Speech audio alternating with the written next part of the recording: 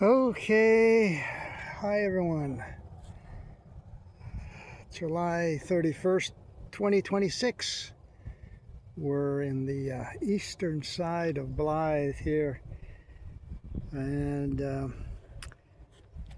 we're almost at the border, the Arizona border.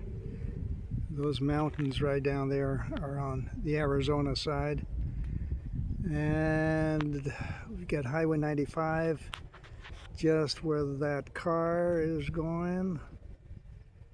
And I should just go down the river sometime, show you the Colorado River. That is really the boundary between California and Arizona. But who cares, right? We're trying to get to heaven, Paul. We don't care about boundaries between California and Arizona. Come on, get with it. Yeah. So, what can we say that we haven't said already, other than Netanyahu and Trump must have some kind of a plan for Iran. Netanyahu didn't fly all the way to D.C. to meet with Trump and talk, real estate and Gulf. They must have some plans in store. Okay, so the question is Trump controlled by Netanyahu, or is Netanyahu controlled by Trump? You decide. It's really neither here nor there, really. My thinking is Netanyahu is controlling Trump. He has given him many examples of what happens when the autocracy in the United States does not follow orders. So, we'll see what happens. Now, this talk about nuclear weapons for Iran. Will Iran build nuclear weapons? Will Saudi Arabia build nuclear weapons? Well, Pakistan has nuclear weapons. So does India, Russia, China, North and South Vietnam, Japan.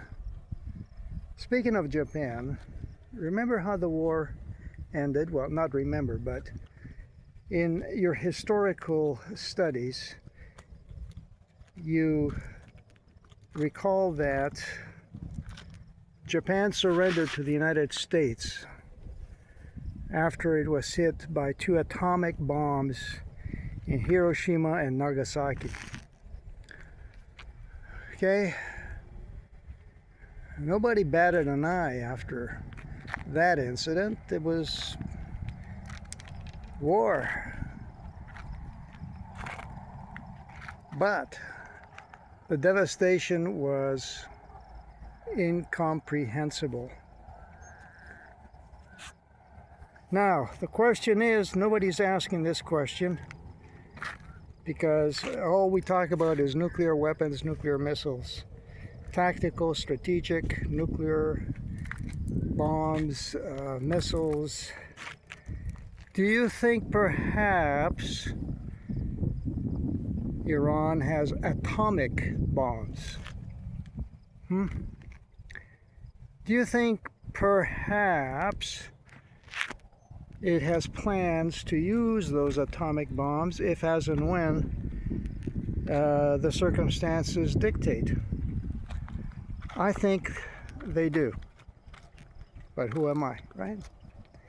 Iran is not that stupid.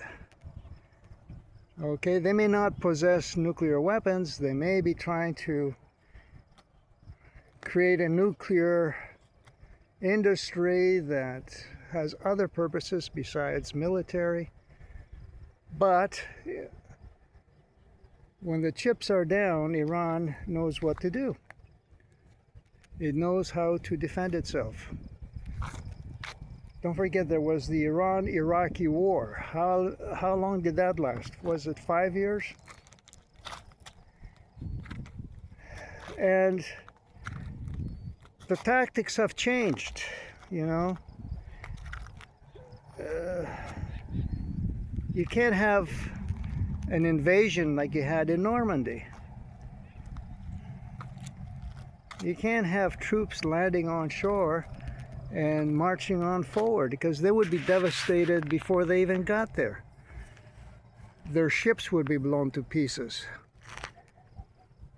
Iran would make sure no troops landed. And if they landed, they would get cremated. Like Iran has just said, you know, one of the standard equipment now for the military in the United States is coffins. Bring your own coffin. So they know what they're talking about. Now, Netanyahu, on the other hand, wants Iran out of the picture for various reasons. We're not going to go down that alley again. He has to have that distraction. And Trump has to toe the line. He has to do as he is told. He may appear like he is the boss, you know, like he dictates the terms, conditions, ceasefires. He's talking about Hamas agreeing to a ceasefire and putting down their weapons so that Israel may extricate itself from Gaza, while Israel says we're not leaving no matter what happens. Whether Hamas makes a deal or puts down, disarms, puts its weapons down, we don't care. Parenthetically, Israel, way back in the day, was funding Hamas. Okay, so just do some research. They needed that existential threat. They needed it so that they could create more havoc and enlarge their territory, the Greater Israel Project. That's Israel. They only know power, war, might makes right. And so it goes with Israel. They think that they're the Israel of old. They could just conquer and conquer again. Well, we'll see. I hope and pray the good Lord up above metes out justice to everybody here who is trying hard to live a righteous life, trying hard to do what is proper, humane, and we'll see.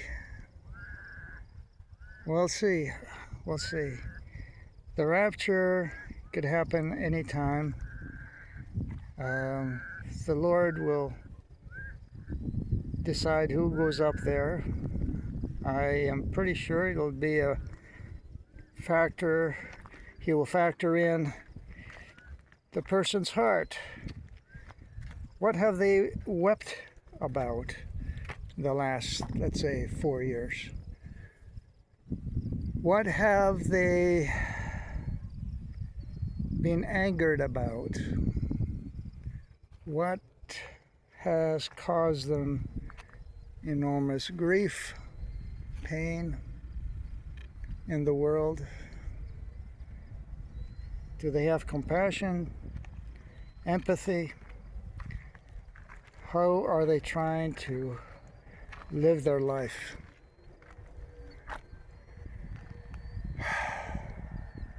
Today it's been a hot day. 118 degrees Fahrenheit. I think that translates to around 47 degrees Celsius. Tomorrow it's going to be even hotter. It's going to go up to 120 degrees Fahrenheit, which translates to about 48.8 degrees Celsius. Let's say 49 degrees Celsius. And in that heat, you cannot touch any metal surface. You will burn your hand. So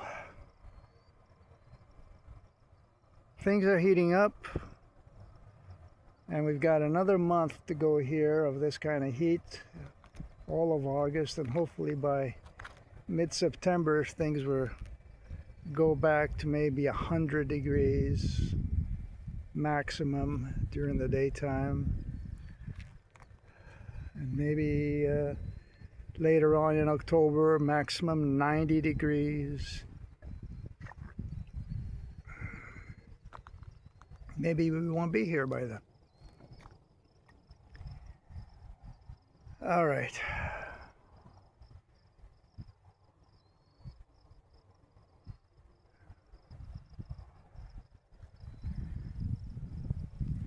The preparation is important. The Lord maybe wants as many people up in heaven with Him as possible. And He wants people to be prepared. Prepare your heart.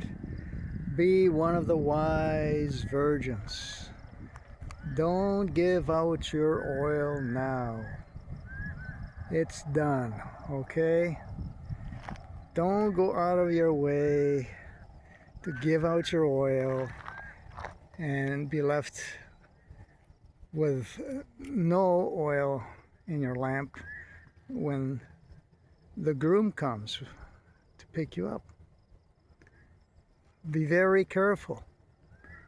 Yes, there's a spiritual war going on. Yes, we are fighting principalities and powers. Yes, Satan has dominion in this world. Yes, evil spirits are rampant.